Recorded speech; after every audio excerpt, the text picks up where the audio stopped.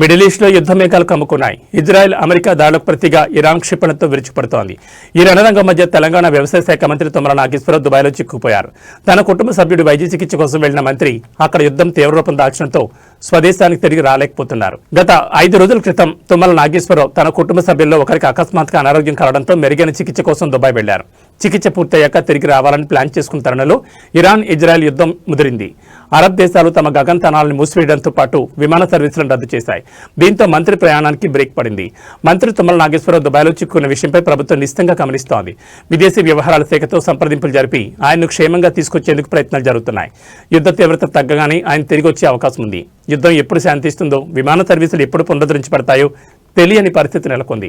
మంత్రి తుమ్మల సురక్షితంగా తిరిగి రావాలని ఆయన అనుచరులు, పార్టీ శ్రేణులు కోరుకుంటున్నారు. అక్కడొకళ్ళు చచ్చిపోయినటువంటి పార్టీని బతికియాలనో, పోయిన అధికారాన్ని సాధించాలనో కొంతమంది ప్రయత్నం చేయొచ్చు, విఫల ప్రయత్నం. కానీ రైతులతోటి కాదు మీ ప్రయత్నం, కేంద్రంతో దెబ్బలాడండి. మీరు రేపు ఓట్లు ఎవరికి వేస్తారో కూడా మాకు తెలుసు. మరి వాళ్ళ దగ్గర నుంచి తీసుకురండి 2 లక్షలు. కాబట్టి దయచేసి అతి మాటలో, అహంకారపూరిత మాటలు, అబద్ధపు మాటలు మాట్లాడి రాజకీయ పార్టీల యొక్క పరువును తీసుకోవద్దు, మీ యొక్క మిగిలిపోయిన ఉనికిని చంపుకోవద్దు. కాబట్టి దయచేసి మీరు ఎన్ని ఇబ్బందులు పెట్టినా, ఎన్ని కష్టాలు పెట్టినా, రాజకీయ పరంగా తెలంగాణ ప్రభుత్వాన్ని సాధించాలని మీరు అనుకున్నా, ఏదో వంకతోటి మోటార్లు ఆన్ చేయకపోతే ఒకడు వెళ్ళి నేను నొక్కుతున్నట్టు, యూరియా ఇయ్యకపోతే నేను వెళ్ళి పగలగొడుతున్నట్టు, అక్కడ పంపుల ఆపరేటర్ ఉంటాడు,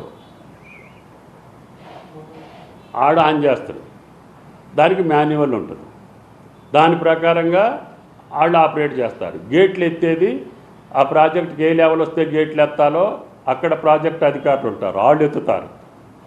కానీ ఓడిపోయిన వాళ్ళు నేను నొక్కుతా అంటే ప్రజలు అపహాస్యం చేసుకుంటున్నారు. మీ యొక్క ఆతృత ఏంటంటే 2 సంవత్సరాలకి ఇంత కంగారు పడి, ఎంత ఆతృత పడి, ఎంత ఆరాటపడి అధికారం కావాలనుకుంటే ఎండమామలను చూసి మీరు నీళ్లు అనుకొని ఉరుకులు పరుగులు తీసినట్టు ఉంటుంది.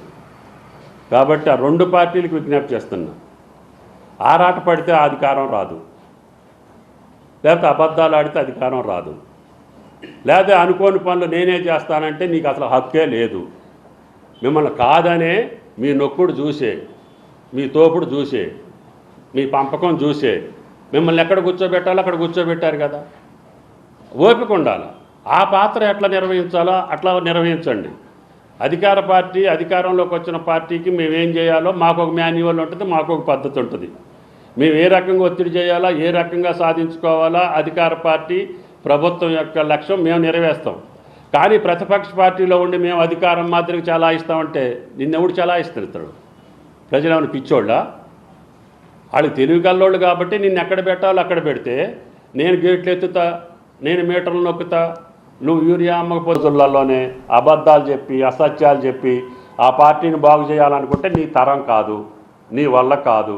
రైతుల్లో భారతీయ జనతా పార్టీ పేరు తెచ్చుకొని దాని ద్వారా రాజ్యాంగాలకు రావాలంటే అది అంతకంటే సాధ్యం కాదు రామచంద్రరావు గారు.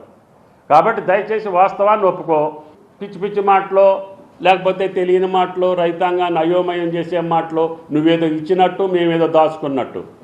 యూరియా దాచుకొని ఏం చేస్తారు రామచంద్రరావు? ఇది ఏమైనా పంచదార కనీసం తినటానికి? కనీసం సోయి లేకుండా ఎట్లా మాట్లాడతావు నువ్వు పొద్దాక? రైతు ముఖ్యం, రైతు బతకాల. చక్కగా వర్షాలు పడ్డాయి, ఈ కష్టం వచ్చిందండి, ఈ దేశాలలో యుద్ధం జరుగుతుంటే మేము తెచ్చుకోలేకపోయాం, చైనాలో చెవలేకపోయింది, దేశీయంగా ఉత్పత్తి చేయలేకపోయాం, మా చేతగానితనం ఒప్పుకుంటున్నాం. అయినా సరే ఉన్న కాడికి మిమ్మల్ని రక్షిస్తాం, మిమ్మల్ని ప్రొటెక్ట్ చేస్తామనే మాట మాట్లాడకుండా రోజు అబద్ధాలు ఆడితే నీ పరువే పోద్ది, నాకేం పెద్ద నష్టం లేదు.